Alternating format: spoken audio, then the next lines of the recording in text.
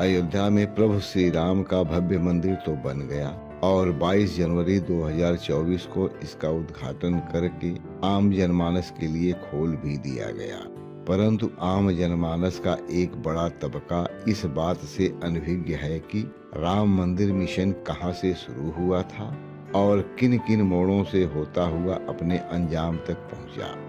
इस वीडियो में हम राम मंदिर मिशन की पूरी कहानी बताने वाले हैं, इसलिए वीडियो को अंत तक जरूर देखिए।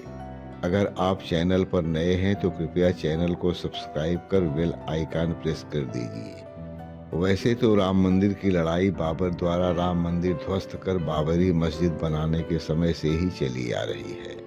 समय समय पर अनेक सनातनी धर्माचार्यों और महापुरुषों द्वारा आवाज बुलंद की गई। अनेकों बार विवाद और खून खराबा हुआ। अनगिनत लोगों को अपने प्राणों की आहुति देनी पड़ी।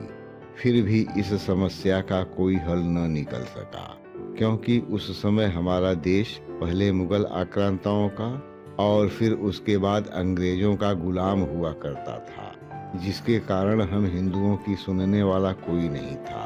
परंतु आजादी के बाद भी यह मामला सरकारों के निकम्मेपन और वोट बैंक के लिए मुस्लिम तुष्टीकरण की खातिर जानबूझकर लटकाया जाता रहा।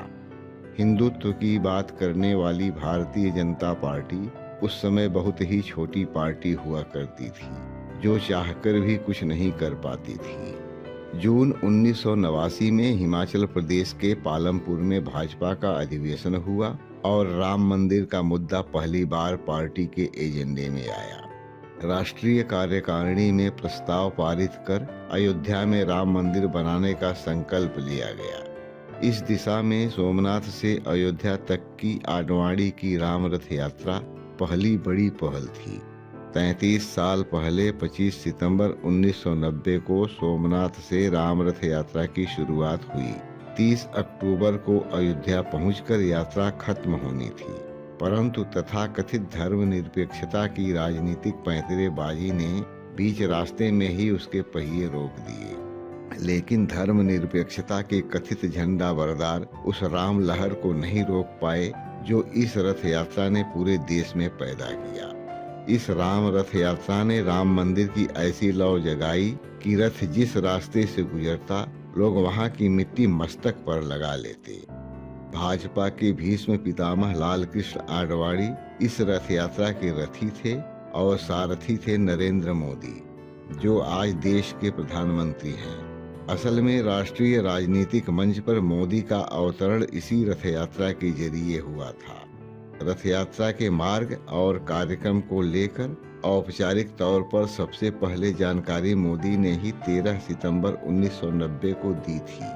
रथ यात्रा की रणनीति तैयार करने में हर छोटी बड़ी बातों का ध्यान रखा गया। शुरुआत के लिए उस सोमनाथ को चुना गया जहां के पवित्र शिव मंदिर को इस्लामी आक्रांताओं ने बार बार तोड़ा था। शुरुआत 25 सितंबर को हुई, जो एकात्म मानवतावाद के प्रणेता दीनदयाल उपाध्याय का जन्मदिन है। यह रथ यात्रा बताती है कि सेक्युलर जमात पर किस कदर मुसलमानों का मसीहा बनने का भूत सवार था। 19 अक्टूबर 1990 को तत्कालीन प्रधानमंत्री वीपी सिंह की पहल पर एक बैठक हुई। बैठक में शामिल होने के लिए आडवाणी रथ यात्रा धनबाद में छोड़कर आए थे। आडवाणी ने कहा वे सरकार गिराना नहीं चाहते। यदि सरकार अध्यादेश लाकर विवादित ढांचे के आसपास की जमीन विश्व हिंदू परिषद या उसके प्रतिनिधि को सौंपती है तो भारतीय जनता पार्टी उसका समर्थन करेगी। लेकिन मुस्लिम समुदाय के दबाव के कारण वीपी सिंह इससे पीछे हट गए। उन्होंने कहा विवादित ढांचा और उसके आसपास की जमीन भी सरकार के कब्जे में होनी चाहिए। फिर बैठकों का सिलसिला चला और 20 अक्टूबर की रात अध्यादेश लागू हुआ। इस अध्यादेश के मुताबिक विवादित ढांचे और उसके आसपास की जमीन का सरकार अधिग्रहण करेगी। विवादित ढांचे और उसके चारों तरफ 30 फीट जमीन छोड़कर अधिगृहित जमीन राम जन्मभूमि न्यास को सौंपी जाएगी। वहां कभी मंदिर था या नहीं, इसे सुलझाने का काम संविधान की धारा 143A के तहत सुप्रीम कोर्ट को सौंपा जाएगा। ज्यादातर तबकों ने इसका स्वागत किया। बाबरी कमेटी इसके विरोध में थी। उत्तर प्रदेश के तत्कालीन मुख्यमंत्री मुलायम सिंह यादव भी खुलकर विरोध कर रहे थे। उन्होंने धमकी दिया कि वे इस अध्यादेश को यूपी में लागू नहीं होने देंगे।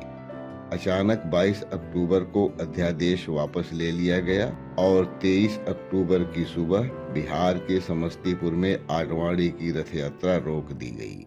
उन्हें समस्तीपुर के सर्किट हाउस से गिरफ्तार कर लिया गया।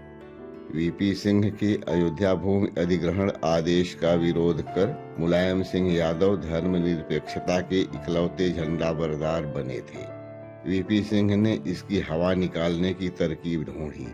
पहले आडवाणी की रथ यात्रा को देवरिया में रोका जाना था, जिससे मुलायम सिंह रथ यात्रा रोकने वाले नेता बन जाते। प्रधानमंत्री वीपी सिंह को यह कतई मंजूर नहीं था। उन्होंने लालू यादव को संदेश भेजा कि वे आडवाणी को बिहार में ही रोक लें, ताकि धर्मनिरपेक्षता का सारा नेतृत्व मुलायम सिंह यादव के पास ही न रह पाए। कहा जाता है कि वीपी सिंह के निर्देश पर लालू यादव ने बिहार में ही आडवाणी को गिरफ्तार कर लिया। वीपी सिंह ने एक तीर से दो शिकार किए। आडवाणी को लालू यादव से गिरफ्तार करवाकर मुलायम को पटकनी दे दी।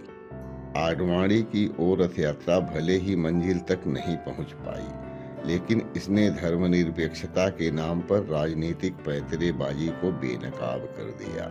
इसी सनक में मुलायम ने 30 अक्टूबर 1990 को अयोध्या में निहत्थे कार सेवकों पर गोलियां चलवाई और मुल्ला मुलायम का खिताब हासिल किया।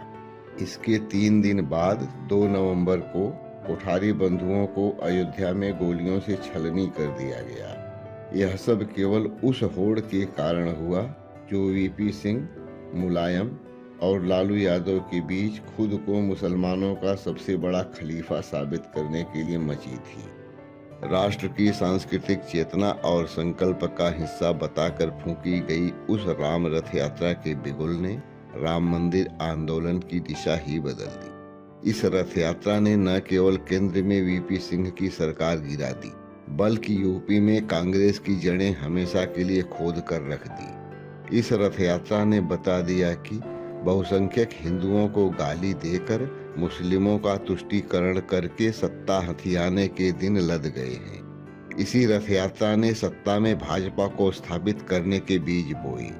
आज उसकी जड़ें इतनी फैल गई हैं कि जो नेहरू कभी राम को बेदखल करने पर आमादा थे, आज उनके ही राजनीतिक वारिस मंदिर मंदिर प्रदक्षिणा करने और खुद को जनेऊधारी साबित करने को मजबूर हैं। दोस्तों, हमारा यह वीडियो कैसा लगा कमेंट करके बताइए।